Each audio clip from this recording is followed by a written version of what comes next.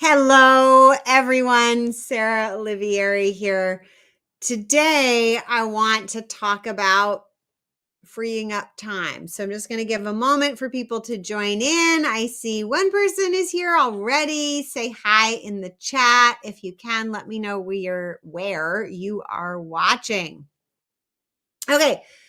Question for you. Do you want to free up your time and still get better results? It's like of course you do. Of course you do, right? It's the same as that famous, you want to work smarter, not harder. And so many of us, as much as we might want more money, what we really want at the end of the day is more time. I was dramatically changed in my life when somebody uttered the phrase, you can make up for lost money, but you can't make up for lost time. So in this quick kind of session, I'm going to teach you or show you the very first step to delegating outcomes, which is one of the main secrets. If you run a business, if you're an entrepreneur, a CEO, a founder, a nonprofit executive director, you need to do in order to get more done.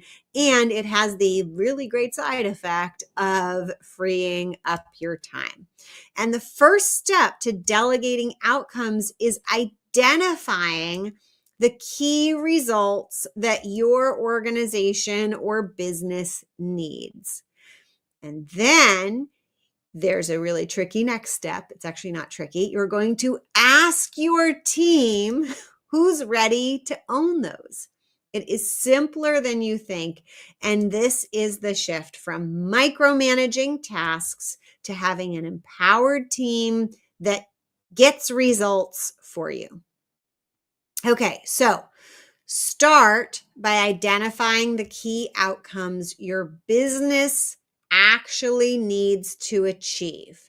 So stop thinking like, oh, we need to put out, a social post every day, or we need to make sure that we are sending, invoices from this software, blah, blah, blah, right? Specific tasks, and shift your focus for a moment to results, to outcome delegation, right? So instead of thinking about how many social posts, think about maybe what kind of reach you want, or ultimately what kind of result are you looking to achieve from social media? Maybe you're looking to get more donors.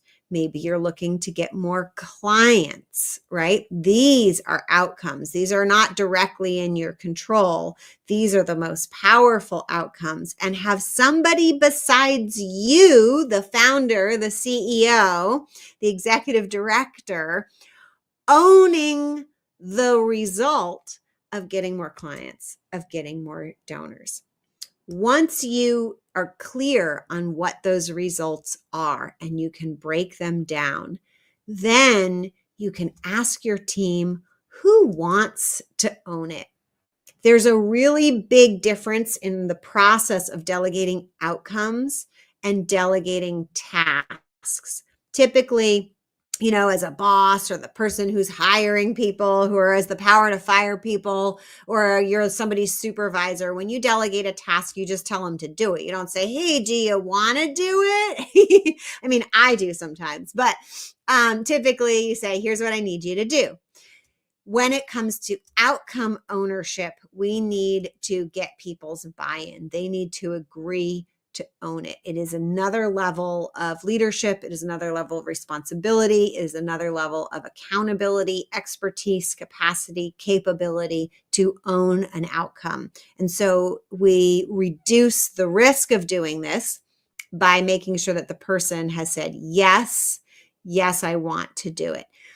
You will be surprised when you ask your team how many people maybe you didn't think were up for it are like, yeah, I want to own that. And you may also be surprised. I've certainly been surprised doing this with teams where people who were supposedly in leadership positions are like, no, I don't want to own that. Just tell me what to do and I'll do it. So sometimes, to be frank with all of you, it's true that this might shake up your team a little. People who you thought were leaders are actually doers, people who are good to delegate tasks to, and people who you maybe didn't think were leaders, you just hired them to be doer, are going to step up as leaders. But once you start doing this approach regularly, you will have a team where your leaders are truly prepared to own outcomes, and they will free you up from being kind of managing your business to leading it by, for you then can take that some of that time and be a few steps into the future, guiding your business about where it's going to go while other people manage and get the outcomes needed in order to go there. Delegating outcomes frees you from micromanaging, and it helps grow that leadership team. As long as you're in there micromanaging, especially if you're the founder, folks, like no one's ever going to do it probably as good as you, or at least not your special magic sauce version, right? So you've got to get yourself out of there in order to kind of grease the wheels and get things flowing. All right. Wrapping it up, I just want to leave you with this. When you delegate outcomes instead of tasks, you stop being the bottleneck and start building a team that takes real ownership. And that's the shift that frees up your time and grows your business or your nonprofit. Until next time, all the best. And if you want to work with me to make this shift in your organization, you can go to pivotground.com/application. And hopefully soon you'll be able to go to saraholivieri.com/apply. But that link isn't quite live yet, but I'm putting it out there in the world because sometimes you have to say it out loud to make sure it gets done. Thank you, thank you, thank you. It is all of you who keep me inspired to keep sharing this information out with you and the rest of the world. And I wouldn't be doing it if you weren't listening. So thank you.